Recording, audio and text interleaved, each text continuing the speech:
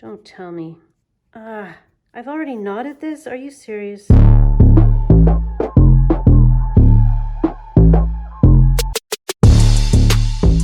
Spellbinders Crafty Advent Calendar.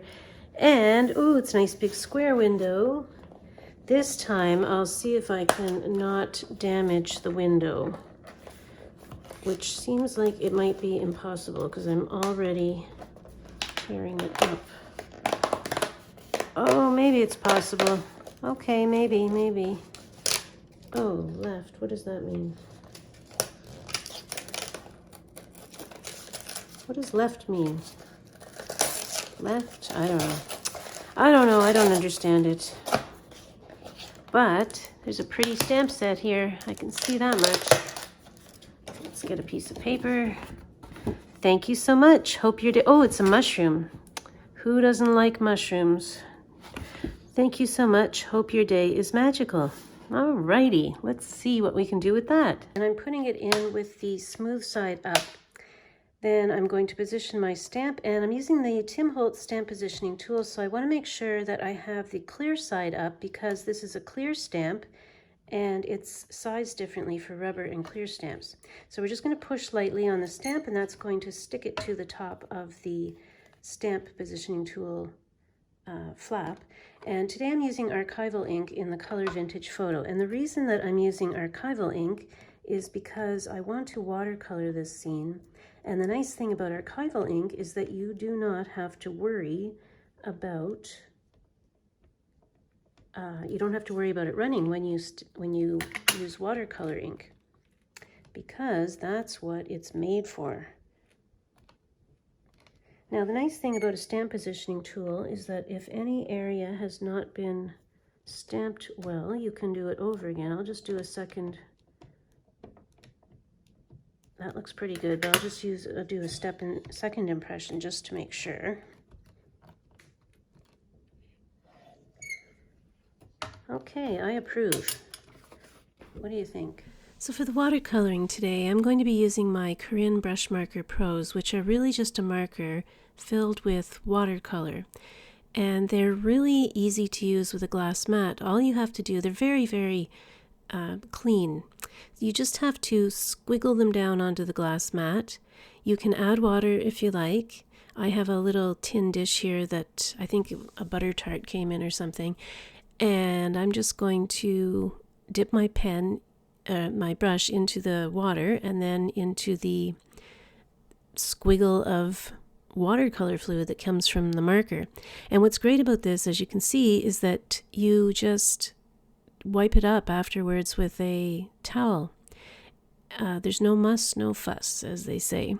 So I'm using the colors that I showed you, and I'm doing this in layers. The red portion of the mushroom I'm going to do in one layer, and then I'm going to come back and shade the darker area of the cap.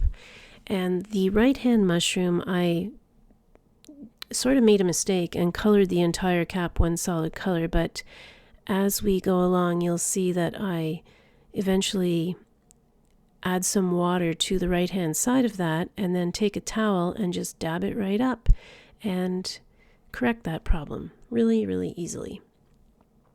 And I really love these markers. I got them I bought them for myself for my birthday, was it last year or the year before? And when it comes to watercoloring, there's so many different methods now. There's crayons, there's pans, there's all these different ways, but I keep reaching for these just because they're so easy to use and they're so easy to clean up afterwards. So when I finish watercoloring this, I'm going to fussy cut it and add it to the front of my card.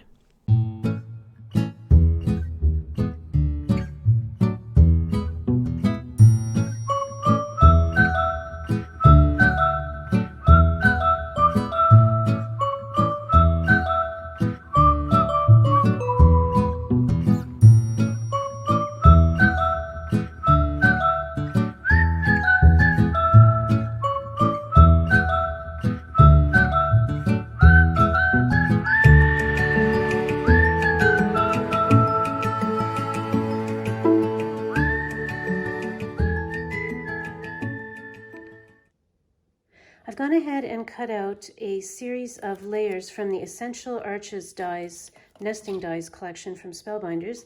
And so that's going to serve as my backdrop. But the very front paper I'm using is a paper from my stash that kind of looks grungy and matches the brown that I was using to stamp with. But as you can see, the area that I didn't fussy cut, it was too small for my scissors to fussy cut, is still white, and the backdrop here is not white. So if you ever want to solve that problem, what you can do is take a color that matches the background. So in this case, it is sepia from my Korean brush marker set. And you can just color in that area very lightly with the matching color. Make sure the other areas of the watercolor are already dry before you do this so that the color doesn't run.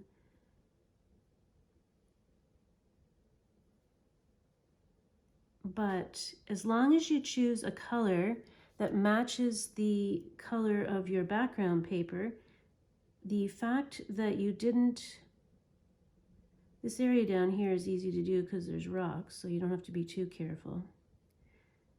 You don't have to worry too much. And that's going to dry back a little bit. It's not going to be as dark. Yeah, so you can just fill in all the white spots. And then it doesn't look so much of a contrast. Also, when you fussy cut something, there's always a little white, well, with watercolor paper anyway, because the paper is sort of thick, there's always kind of a little white edge there, or you may have just left some paper on purpose as a border. I didn't leave too much. I cut right up to the edge of the design. Oh, whoops. But if you have left a little white border, you can go around and sort of color it in with that background color, so then it doesn't look so, doesn't stand out so much. And there you go. And I'm going to do the same thing for the sentiment, which I cut out of watercolor paper so that I was able to color onto it with watercolors. And once again, I'm going to do the exact same thing, and I'm just going to color in the background so that it sort of just blends in with my background a little bit better and doesn't stand out. And the reason I'm doing this is because there's no other white on the card. If there was white somewhere else, then I would probably just leave it. But because there isn't, I'm going to color it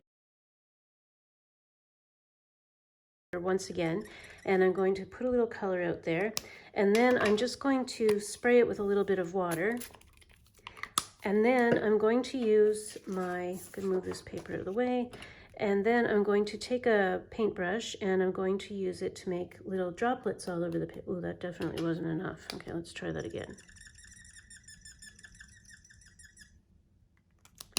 Also, have to make sure that my brush is wet.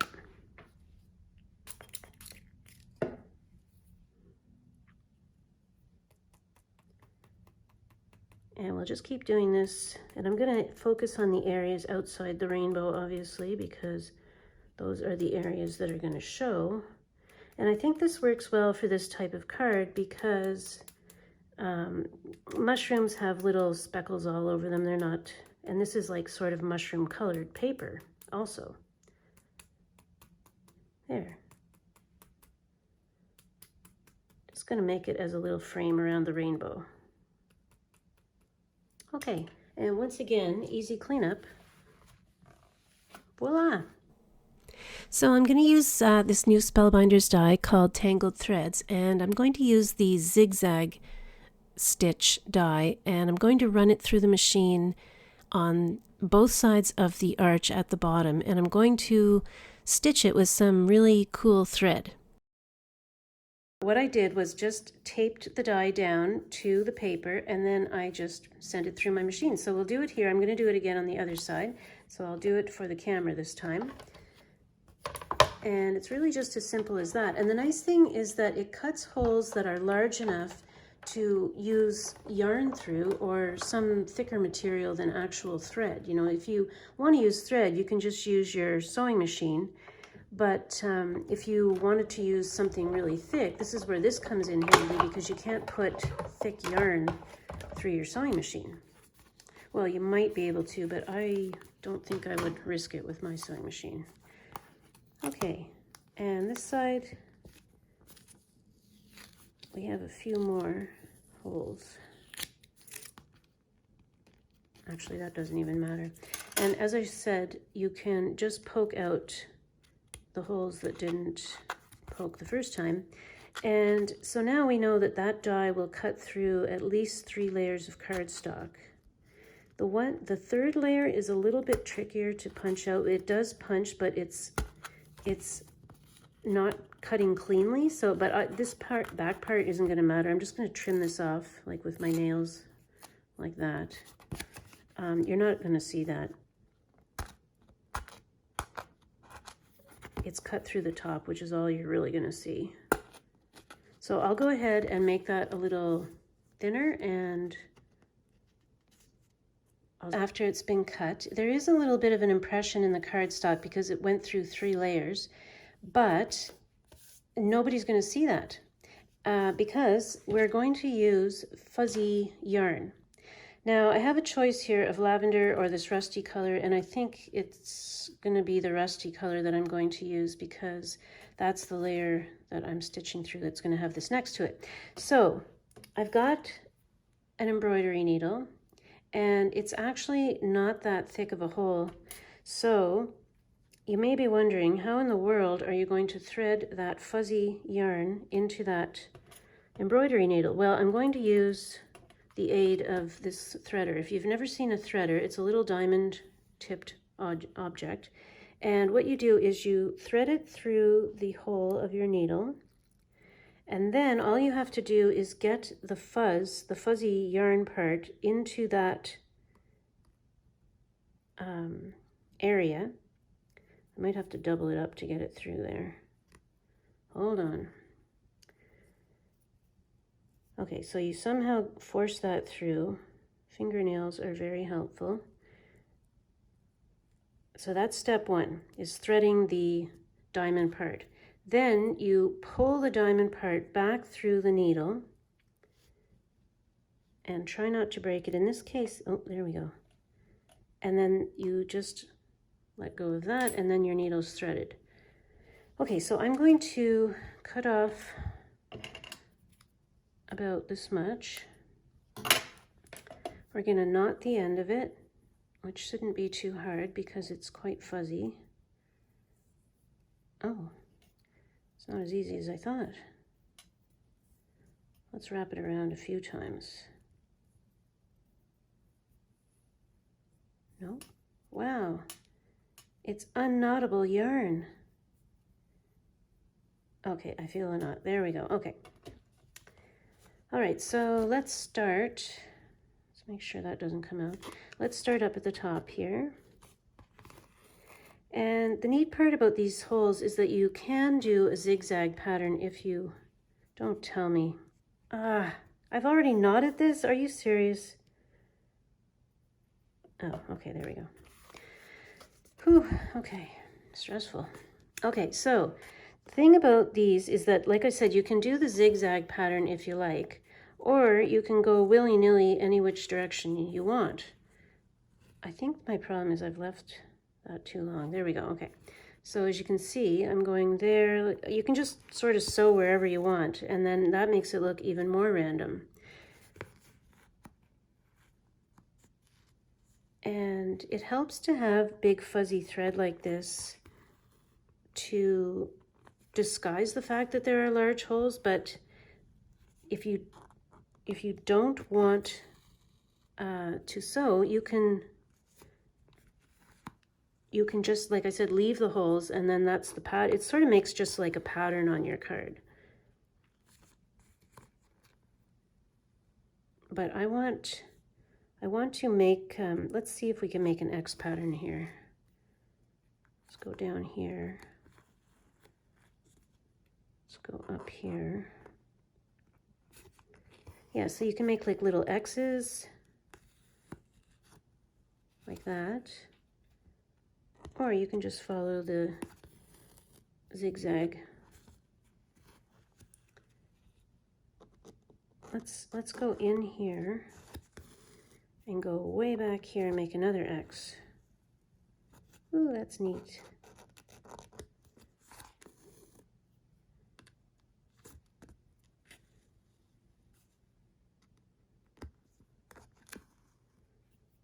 And up here. Now, the holes are still showing, so let's see if I rough it up a bit, if I can get the fuzz to come out, make it disguise the holes a little more. You know what? I like it like that. You can go back over them again if you like, if you want there to be even more fuzz. Oh, I'm really liking the look of this. It's just so wacky looking.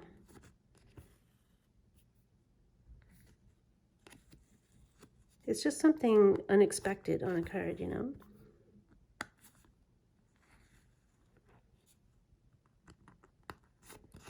Yeah, okay, so let's double it up.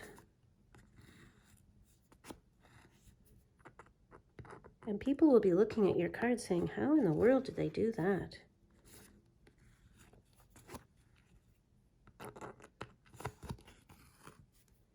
Okay, let's just do one more.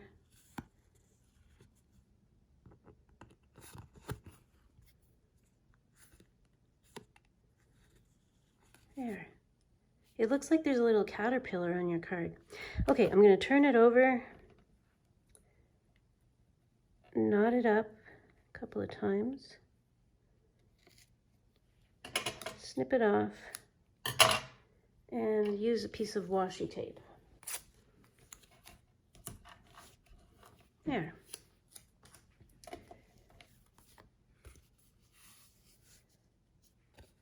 Okay, now I'll go ahead and do the other side.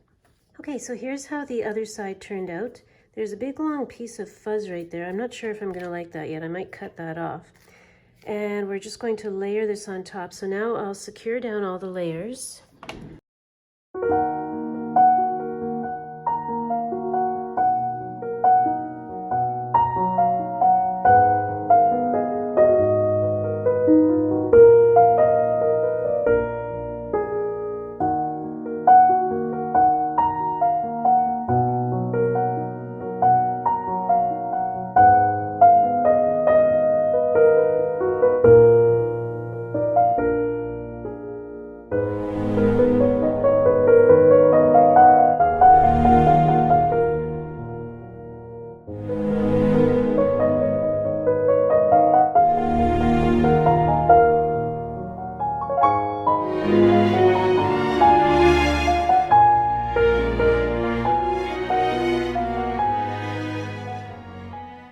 Okay, I've decided to change things up just slightly. I thought it might look cute if the sentiment was circular rather than fussy cut. I don't know, sometimes I get these ideas where I've finished the card and then I just can't stop changing it, I guess. So I'm going to use one of these papers out of the pad that I used to make the card with, and I'm just going to cut out a circle. So I'll just run over to my die cut machine and I'll be right back.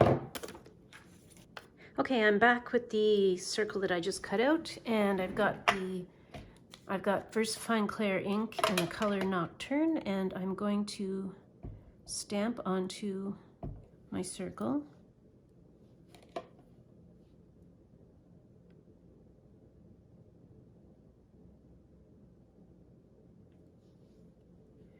And it's not perfect, so I'm going to use my micron pen, and I'm just going to fill in the bottom of the G and the bottom of the A, and the L looks like it needs a little bit of help also.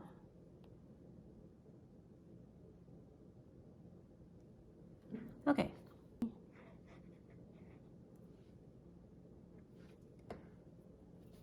And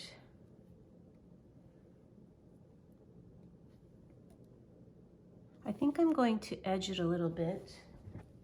I think I have some ink on my little blending tool, and I'm just going to go around the very edge of it, just so it stands out slightly.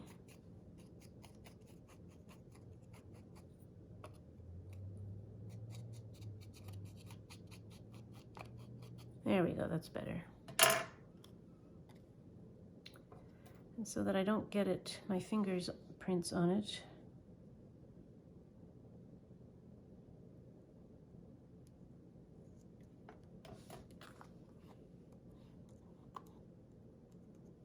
There.